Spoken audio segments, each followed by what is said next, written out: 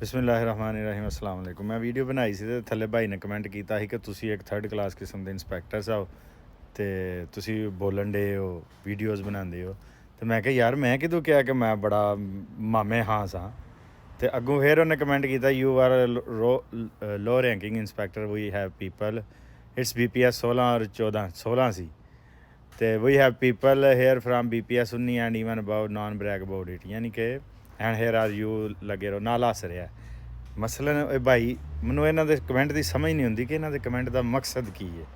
ਮਸਲਨ ਤੁਸੀਂ ਚਾਹੁੰਦੇ ਹੋ ਕਿ ਮੈਂ ਨਾ ਬੋਲਾਂ ਜੇ ਇੱਥੇ 19 ਸਕੇਲ ਦੇ ਅਫਸਰ ਨੇ ਜਾਂ 20 ਦੇ ਨੇ ਜਾਂ 21 ਦੇ ਨੇ ਬਾਹਰ ਆਏ ਨੇ ਤੇ ਪਾਕਿਸਤਾਨ ਦੇ ਉਹ ਮਸਾਇਲ ਤੇ ਨਹੀਂ ਬੋਲ ਰਹੇ ਤੇ ਉਹ ਠੀਕ ਕਰ ਰਹੇ ਨੇ।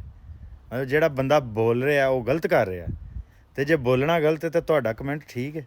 ਮਤਲਬ ਕਮੈਂਟ ਵੀ ਤੇ ਬੋਲਣ ਦੀ ਇੱਕ ਕਿਸਮ ਹੈ ਨਾ। ਤੁਸੀਂ ਲਿਖ ਕੇ ਆਪਣੇ ਸੋਚ ਦਾ ਇਜ਼ਹਾਰ ਕੀਤਾ ਭਾਵੇਂ ਉਹ ਨੈਗੇਟਿਵ ਹੈ ਜਾਂ ਪੋਜ਼ੀਟਿਵ ਹੈ।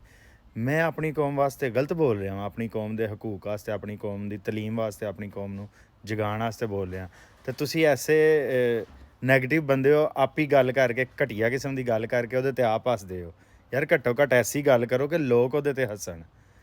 ਤੇ ਗੱਲ ਇਹ ਵੀ ਕਿ ਜਿਹੜੇ 19-20 ਸਕੇਲ ਦੇ ਬੰਦੇ ਨੇ ਮੇਰੇ ਤੋਂ ਜ਼ਿਆਦਾ ਉਹਨਾਂ ਦਾ ਸ਼ਊਰ ਹੈ, ਮੇਰੇ ਤੋਂ ਜ਼ਿਆਦਾ ਉਹਨਾਂ ਦਾ ਰੈਂਕ ਸੀ, ਇਲਮ ਸੀ, ਉਹ ਆ ਜਾਣ ਸਾਹਮਣੇ, ਉਹ ਪਾਕਿਸਤਾਨ ਦੀ ਗੱਲ ਕਰਨ, ਪਾਕਿਸਤਾਨ ਨੂੰ ਕਿਵੇਂ ਇਸ ਮੁਸ਼ਕਲ 'ਚੋਂ ਕੱਢਣਾ ਹੈ। ਪਾਕਿਸਤਾਨ ਦੁਨੀਆ ਦੇ ਛੋਟੇ-ਛੋਟੇ ਮੁਲਕਾਂ ਤੋਂ ਪਿੱਛੇ ਰਹਿ ਗਿਆ। ਪਾਕਿਸਤਾਨ ਮੁਸਲਮਾਨ ਮੁਲਕਾਂ ਤੋਂ ਪਿੱਛੇ ਰਹਿ ਗਿਆ। ਅਸੀਂ ਦੁਨੀਆ ਦਾ 5ਵਾਂ ਵੱਡਾ ਮੁਲਕ ਆ। ਸਾਡੇ ਪਿੱਛੇ ਰਹਿਣ ਦੀ ਵਜ੍ਹਾ ਕੀ ਹੈ?